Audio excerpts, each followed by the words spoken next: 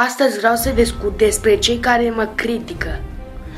Bă, la aia care nu le plac, bă, să nu se uite, mă, sau să dau un dislike în pana mea. Dar ce trebuie să mă iei pe mine la tură la școală, că lasă-te de YouTube sau... Bă, uite că eu nu mă lăs.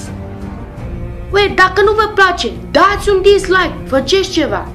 Lăsați-mi un comentariu jos acolo pe YouTube. Bă, nu-mi place, nu te mai apuca de serii. Bă, dar eu oricum o să mă apuc de altă serie. Și care-i faza, mă, dacă m-am apucat de YouTube? Unul vorbește că nu-mi place, că ai un dislike de la mine. Bă, mă cac eu, mă. Nu mai pot eu de voi.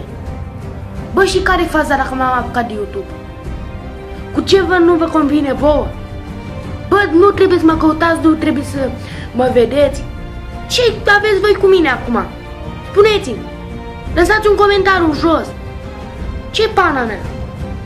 Că primesc mesaje pe Facebook. Bă, că nu-i bun. Bă, că mă iau copiii la rost, mă iau la mișto. Bă, frate, dar cui nu-i place? Nu vă uitați.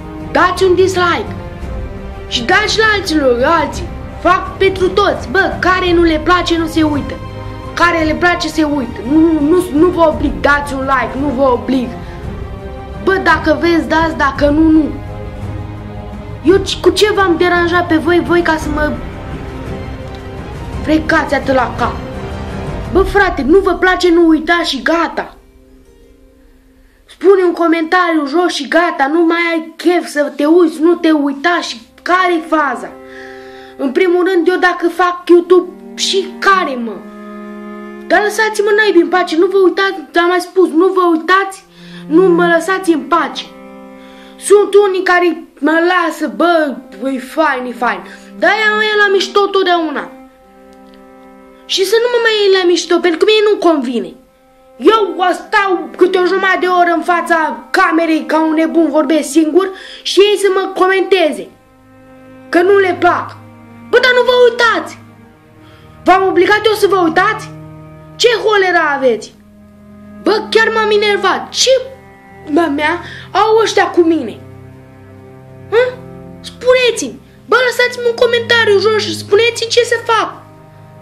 Nu trebuie să mă criticați voi la școală că de ce fac, m-am apucat de YouTube, că eu, hai că mai apreciez câțiva copii, că chiar le plac ce fac.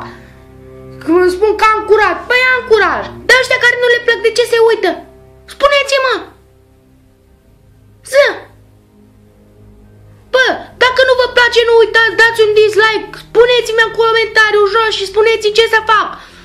Învățați-mă voi pe mine dacă vreți. Ce? Am ajuns să mă enervez pentru niște tâmpiți. Că de ce fac eu? Bă, eu nu fac nici pentru bani, dar n-am nici cum să fac bani eu din asta. Eu fac să mă distrez. Am tupeu. Dar ce trebuie să mă comenteze pe mine că nu le place că să ștergi toate videoclipurile, să nu te mai apuci de serii. Dar uite că eu o să mă apuc. Și cum le place, cui nu-i plac, nu-i plac. Uite, nu mai pot eu. Din cauza la niște proști mă enervez. Etina. Bă, uite că eu nu o să mă lăs și care nu le place, am mai spus odată și asta e ultima oară. Bă, care nu le place să nu se uite. Bă, ați înțeles? Dați un dislike, puneți-mi un comentariu jos și gata. Ok, m-am enervat de tot. Pa!